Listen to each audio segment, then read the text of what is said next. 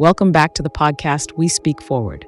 Today, we're flipping the script on mentoring youth, starting with adults. Right, Nikki.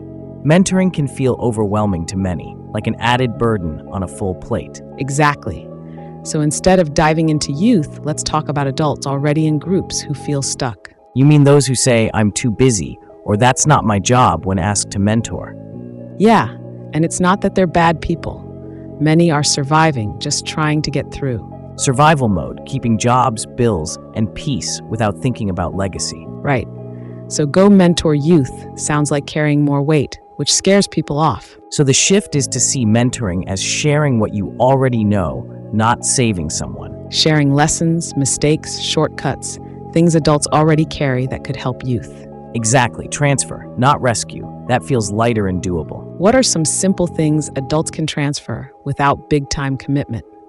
How to talk with confidence, apply for jobs, manage frustration, or set healthy boundaries. So it's real-life skills from adults willing to be human, not perfect. Right? But some adults say kids won't listen, which is often about approach. Yeah, they approach like supervisors, do this, fix that, instead of guides helping navigation. Guides ask supportive questions like, what class challenges you, instead of critiquing. That builds connection, not pressure. Connection is key for youth engagement. Another challenge is adults fearing disappointment if youth waste chances. But mentorship isn't control. It's offering stability while youth choose their way. So adults need to be consistent, not perfect, showing up regardless of outcomes. True. Also, some adults want applause for mentoring, but real mentorship is quiet. Quiet, steady work that might never be thanked.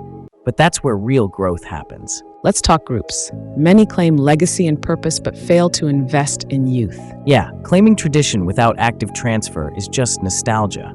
Nostalgia doesn't improve communities. Groups should embed mentorship as a standard.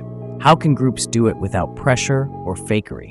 By building structure, like assigning monthly youth touchpoints for each member. That way, no one carries it alone, and youth meet multiple adults with varied skills. Exactly, a village of mentors covering sports, music, entrepreneurship, life wisdom. Youth have internet access, but still need adults to help them take one actionable step.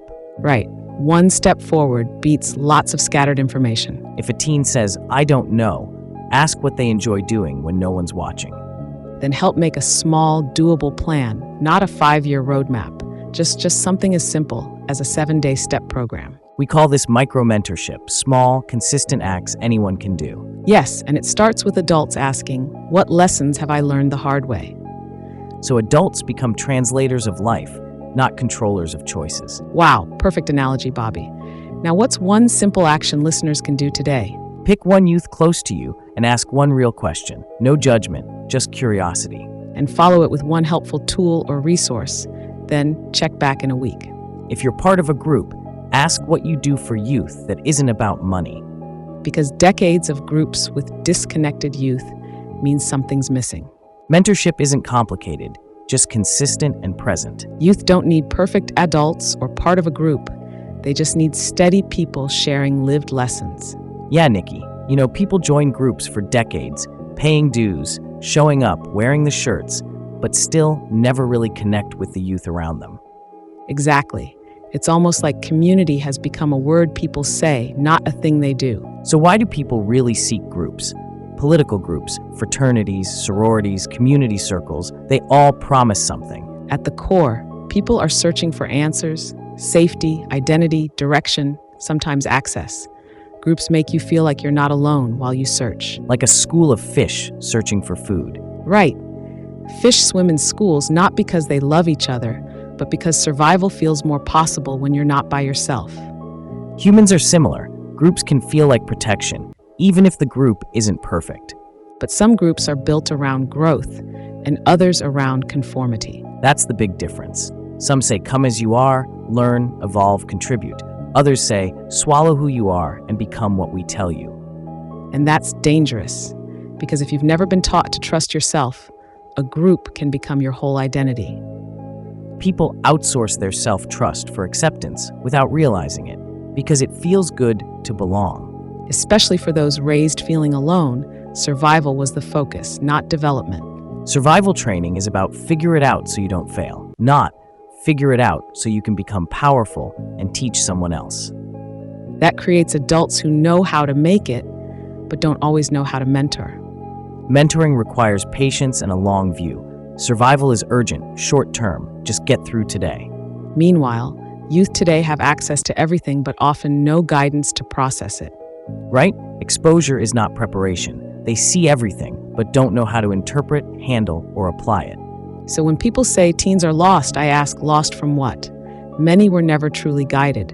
And they won't join groups they don't trust, or that look like they're just collecting people. So groups should build members into people who can help others, not just provide identity. Membership should be measured by who you lift, not who you know. Because anyone can network, but can you stand with someone who's struggling and stay long enough to help them improve? That's the real test, and many back out because lifting costs time, attention, patience, and ego. Mentoring our youth often means stopping talking and starting to listen, even when it's uncomfortable. Our youth speak a different language, not slang, but different levels of communication, reality, and pain. Without translation, connection is impossible, and connection is the first step. So how do we help youth who don't belong to any group? Start small and consistent. Start with your own family, cousins, nieces, nephews, neighbors. They already have access to you. It all begins with relationship, showing up as a real person, not a lecture. So no walking up like an interview. How are your grades? What are you doing with your life? Instead, ask doorway questions that prove you're listening, like, what class is giving you trouble? Or, what do you wish you were better at right now? Or, what's been on your mind lately that you haven't told anybody? These questions feel safer. They don't ask youth to defend themselves, but to explain their experience. Adults love the first step, asking the question, but often aren't prepared for the second step, action. You can't ask a youth, what are you struggling with, and then do nothing. That teaches adults are just curious, not committed. Rule: one conversation should produce one resource. Meaning, if they struggle in math, send a video that breaks it down. If job applications are tough, sit and apply together. If they don't know how to talk to a teacher, show them how to write the email. Real mentorship doesn't require a formal program. It's a pattern, a rhythm. Consistent contact, plus small tools that build a person's confidence. Confidence comes from wins, not motivation. Small wins create self-trust, which creates direction. So how do we do this without burning out? Stop trying to save everybody and start stabilizing somebody. Everybody is overwhelming. Somebody is doable. One teen, one young adult needing guidance. And when you stabilize one, they often become a stabilizer for someone else. So what does this look like? See a teen outside? Don't interrogate. Start with a simple greeting every time. After a couple weeks, ask one doorway question, listen, then share one helpful resource. Check back. Did that help? What part still doesn't make sense?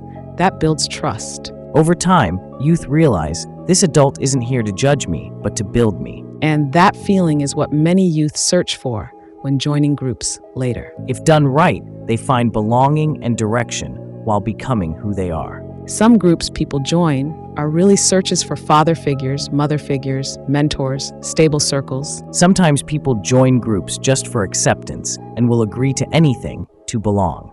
That's why the youth pipeline matters. Without healthy structure, they'll find structure, even toxic ones. So if you're part of a group, ask, is your group building youth or just maintaining tradition? Tradition without transfer is nostalgia. Transfer without tools is just talk. Let's end with practical steps. First, pick one youth you have access to, family, neighborhood. Second, build a consistent greeting and check-in. Be predictable in a good way. Third, ask one doorway question and follow it with one resource. No need for permission or titles. And no need for recognition. The goal is youth get better because you showed up. That's the real work. Quiet, consistent work.